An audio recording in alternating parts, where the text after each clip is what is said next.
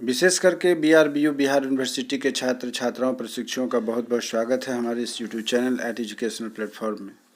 हमारे इस आज के वीडियो में मुख्य रूप से यह डेडिकेटेड है, यह समर्पित है बीआरबीयू के छात्र छात्रा जो first year BEd first year की परीक्षा अभी लिख रहे हैं, जिनका सत्र 2022-24 है और परीक्षा शुरू हो चुकी है। इसके पहले C1 से लेकर के C5 तक के मैंने गेस्ट क्वेश्चंस, इम्पोर्टेंट क्वेश्चंस आपको उपलब्ध कराए हैं अपने इस यूट्यूब चैनल एजुकेशनल प्लेटफॉर्म के माध्यम से। आपने परीक्षा में पाया होगा कि हमारे दिए गए क्वेश्चन कितने सही रहे हैं। मैं उम्मीद करता हूं, शुभकामना करता हूं कि आपको यह जो दिया जाने वाला क्वेश्चन है वह निश्चित रूप से आपके लिए काफ़ी उपयोगी सिद्ध होगा।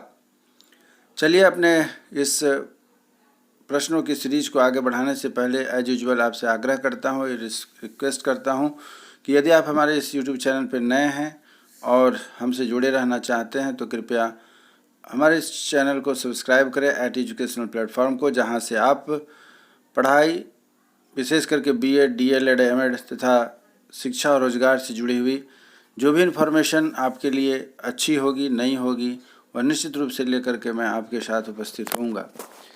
और यदि पुराने हैं तो हमारे इस चैनल के इस वीडियो को अधिक से अधिक लाइक, शेयर और कमेंट्स दें, जिससे कि हमारा प्रयास आपके लिए सार्थक हो सकेगा।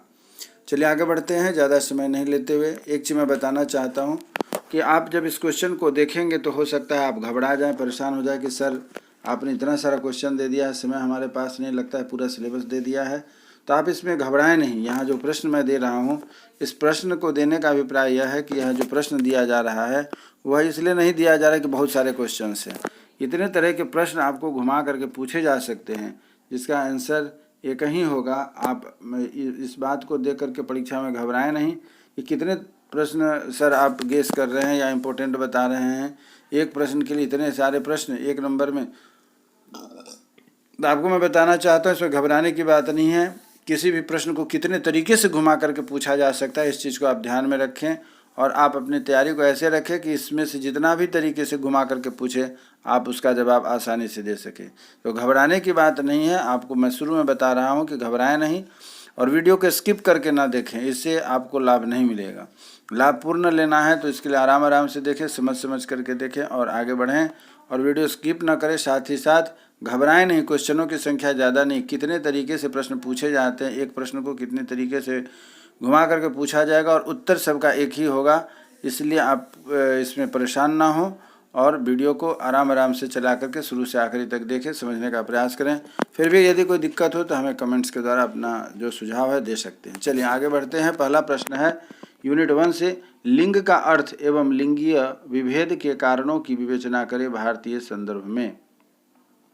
लिंग आपने पढ़ा है, आपके टीचर पढ़ाए होंगे और बचपन से आपने लिंग पढ़ा है। यही बात कही जा रही है कि लिंग का अर्थ क्या होता है। लिंगीय भेद के कारण, अर्थात जो घर में आप लिंगीय भेद देख रहे हैं, लड़के लड़कियों के बीच में, पुरुष महिलाओं के बीच में, नर मादा के बीच में, तो वही बात कही जा रही है कि लिंग का अर्थ एवं लिंगीय विभेदों के कारणों की विवेचना करें भारतीय संदर्भ में। सभी जगह अपनी अलग अलग समस्या है। इसी को दूसरे अर्थ में भी पूछा जा सकता है कि लैंगिक, भारतीय संदर्भ में लैंगिक सिद्धांतों का विश्लेषण करें। भारतीय संदर्भ में लैंगिक सिद्धांतों का विश्लेषण करें। भारतीय संदर्भ में लैंगिक सिद्धांतों का विश्लेषण करें। या और भी दूसरे तरीके से घुमा करके इस प्रश्न को पूछा जा सकता है, लिंग भेद, दृढ़ बद्धता, रूढ़िबद्धता एवं सशक्तिकरण शब्दों को उदाहरण में व्याख्या करें। या फिर और अन्य तरीके से प्रश्न को पूछा जा सकता है, लिंग समाजीकरण सिद्धांत क्या है, लिंग समाजीकरण सिद्धांत क्या है, चर्चा करें। अथवा इस तरीके से भी घुमा करके पूछा जा सकता है कि लैंगिक भेदभाव सामाजिक एवं आर्थिक प्रगति में किस प्रकार बाधक है। लैंगिक भेदभाव सामाजिक आर्थिक प्रगति में किस प्रकार बाधक है। तो जैसा कि आप देख रहे हैं, मैंने यहाँ पर स्टार के द्वारा आपको दर्शाने का प्रयास किया है। मुख्य रूप से लिंग पर आधारित जो प्रश्न इसके बनते हैं, यह आप देख लीजिए तो आपको आराम से इन सभी प्रश्नों के उत्तर बन जाएंगे। तो लिंग पर आधारित इतने प्रश्न हैं। या थोड़ा सा यदि चेंज करता है तो आपसे पूछा जाएगा, 2005 राष्ट्रीय रूपरेखा में लिंग का विश्लेषण करें। अर्थात 2005 राष्ट्रीय NCF जो राष्ट्रीय रूपरेखा है उसमें लिंग के बारे में क्या कहा गया है। तो ये थे आपके प्रश्न इतने सारे तरीके से घुमा करके पूछे जा रहे हैं। उत्तर जो होगा आप जो तैयार करके जाएंगे लिंग पर आधारित वही उत्तर लिखिएगा, यही कहना है इसका अभिप्राय। चलिए यूनिट 1 का क्वेश्चन नंबर 2 आपसे जो पूछा जा रहा है वह यह है कि लैंगिक समानता के सबलीकरण में परिवार एवं समाज की क्या भूमिका है, विश्लेषण करें। लैंगिक समानता के सबलीकरण में परिवार एवं समाज की क्या भूमिका है, इसका विश्लेषण करें। या और भी इस प्रश्न को यदि दूसरे अर्थों में पूछा जाए तो विद्यालय में लैंगिक समानता लाने में शिक्षक की भूमिका की विवेचना करें। विद्यालय में लैंगिक समानता लाने में शिक्षक की भूमिका की विवेचना करें। तो इस प्रकार आपने देखा कि यूनिट 1 से 2 प्रश्न बने, जो कि आपने देखा एक लिंग का समाजीकरण के आधार पर भेदभाव जो है उसको, और लिंग के समाजीकरण सबलीकरण के लिए या विद्यालयों में जो हो रहा है लिंग के प्रति भेदभाव अर्थात लड़के लड़कियों के बीच भेदभाव, इस पर आधारित प्रश्न थे। तो इस प्रकार यूनिट 1 आपका पूरा होता है, जिसमें 2 तरह के प्रश्न हैं आपने देखा। अब तीसरा प्रश्न आपके पास आ रहा है वह है यूनिट 2 से। इसमें भी प्रश्न का अभिप्राय एक ही है, घुमा करके पूछा जा रहा है, इसलिए आप घबराएं नहीं कि सर इतना प्रश्न दे दिए हैं। आप चिंता बिल्कुल ना करें, उत्तर एक ही तरीके से लिखे जाएंगे चाहे प्रश्न कुछ भी पूछा जाए। यौन शिक्षा के क्षेत्र एवं यौन शिक्षा की समस्या को स्पष्ट करें। यौन शिक्षा के क्षेत्र एवं यौन शिक्षा की समस्या को स्पष्ट करें, या दूसरे अर्थों में कह सकते हैं कि बालिकाओं की शिक्षा में असमानताओं एवं बाधाओं का वर्णन करें, इसे दूर करने का उपाय बताएं। फिर से बोलता हूँ, यौन शिक्षा के क्षेत्र एवं यौन शिक्षा की समस्याओं को स्पष्ट करें, या दूसरे अर्थों में कहा जा सकता है कि बालिकाओं की शिक्षा में असमानताओं एवं बाधाओं का वर्णन करें, इसे दूर करने के क्या उपाय हो सकते हैं बताएं। तथा नारीवाद से आप क्या समझते हैं, पुरुषवाद और नारीवाद में क्या बुनियादी अंतर है। इस तरीके से आपको यौन शिक्षा पर आधारित प्रश्न पूछे जाएंगे। यूनिट 2 का प्रश्न नंबर 3 है। अब हम आगे बढ़ते हैं यूनिट 2 के प्रश्न नंबर 4 की ओर। चौथा प्रश्न कहता है कि महिला सशक्तिकरण की आवश्यकता है एवं इसमें क्या बाधाएं हैं। महिला सशक्तिकरण की आवश्यकता है एवं इसमें क्या बाधाएं हैं। या फिर नारी अध्ययन में लैंगिक अध्ययन की ओर अग्रसर होने की प्रक्रिया को उदाहरण सहित समझाएं। नारी अध्ययन में लैंगिक अध्ययन की ओर अग्रसर होने की प्रक्रिया को उदाहरण सहित बताएं। तो इस प्रकार से आपका यूनिट 2 का प्रश्न नंबर 3 और प्रश्न नंबर 4 पूरा होता है। यूनिट 2 पूरा होने के बाद अब बारी आती है यूनिट 3 की। यूनिट 3 में हम लोग देखते हैं कि क्या प्रश्न किया जा रहा है। यूनिट 3 में प्रश्न नंबर 5 कहता है कि शिक्षा के विकास में जो जेंडर संबंधित आधुनिक सामाजिक शोध के योगदान का वर्णन करें। फिर से सुनिएगा, शिक्षा के विकास में जेंडर संबंधित आधुनिक सामाजिक शोध के योगदान का वर्णन करें। या फिर ऐसे पूछा जाएगा कि भारत में जेंडर के ऐतिहासिक परिप्रेक्ष्य की विवेचना करें। भारत में जेंडर के ऐतिहासिक परिप्रेक्ष्य की विवेचना करें। और दूसरे अर्थों में फिर से घुमा करके पूछा जा सकता है जेंडर पर आधारित प्रश्न यह है कि एक लड़की के जेंडर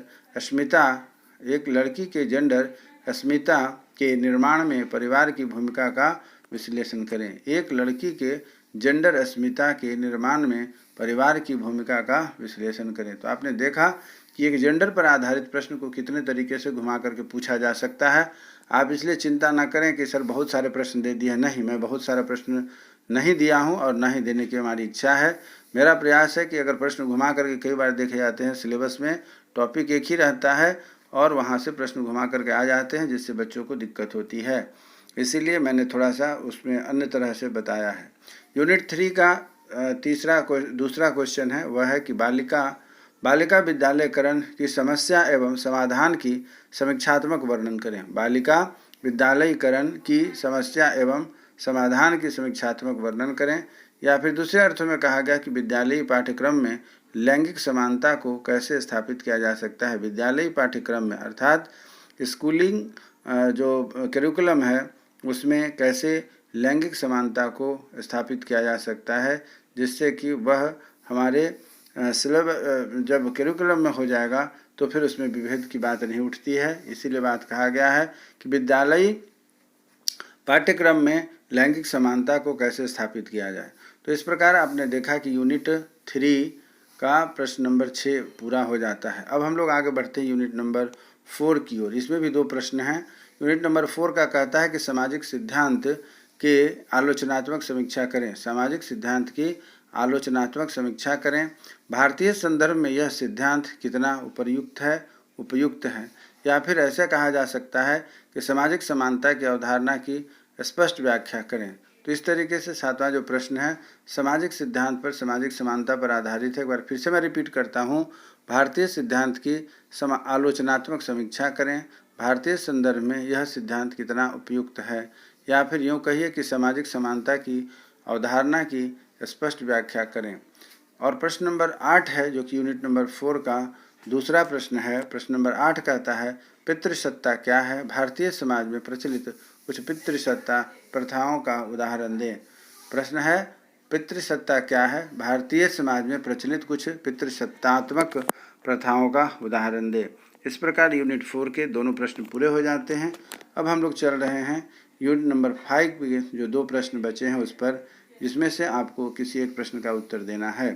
सामान्य पूर्वाग्रह से आप क्या समझते हैं।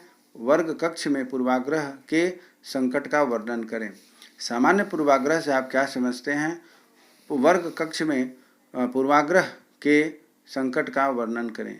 या जो आपका आखिरी प्रश्न होगा यूनिट नंबर 5 से 2 प्रश्न है, उसमें से किसी एक का उत्तर देना है। वर्तमान समय के विभिन्न कमीशनों एवं कमिटियों के नीति पहलों की संस्तुति की व्याख्या करें। फिर से रिपीट करता हूँ, 10वां नंबर प्रश्न है वर्तमान समय के विभिन्न कमीशनों एवं कमिटियों के नीति पहलुओं की संस्तुतियों की व्याख्या करें। तो इस प्रकार आपने देखा कि जो आपका पेपर 6 है उसमें हमने प्रयास किया है कि किसी भी प्रकार से आपका क्वेश्चन ना छूटे, इसीलिए विभिन्न तरह के प्रश्नों को आपको मैंने पुटअप किया है। इसलिए इसको कभी ना समझें, ऐसा ना समझें कि मैंने प्रश्नों की संख्या बढ़ाई है। यूनिट उतना ही है, सिलेबस भी उतना ही है, तो प्रश्न भी उतने ही होंगे। पूछने का तरीका अलग अलग होता है जिससे बच्चे उसमें फंस न जाए, इसके लिए मैंने प्रयास करते हुए यहाँ पर प्रश्नों की संख्या देखने में ज़्यादा लग रहा है, लेकिन प्रश्नों की संख्या उतनी ही रखी गई है जितना कि आपकी परीक्षा में पूछे जाते हैं। आपको पता है कि 10 प्रश्नों में से 5 प्रश्नों के उत्तर देने हैं, अथवा करके हर यूनिट से 2 प्रश्न रहेंगे और हर यूनिट से लगभग 1 प्रश्न को टच करना है। तो इस प्रकार से मैं उम्मीद करता हूं कि आप हमारे दिए गए प्रश्नों को, दिए गए इन सलाहों को निश्चित रूप से अपने जीवन में उतारेंगे और आपकी परीक्षा अच्छे से जाएगी। इसी शुभकामना के साथ कि आपकी परीक्षा अच्छी जाए, हमारी आपकी मुलाकात सुखद हो। स्वस्थ रहें, मन लगा करके पढ़ाई करें तथा कल की परीक्षा का तैयारी करें। तब तक के लिए जय हिंद, जय भारत।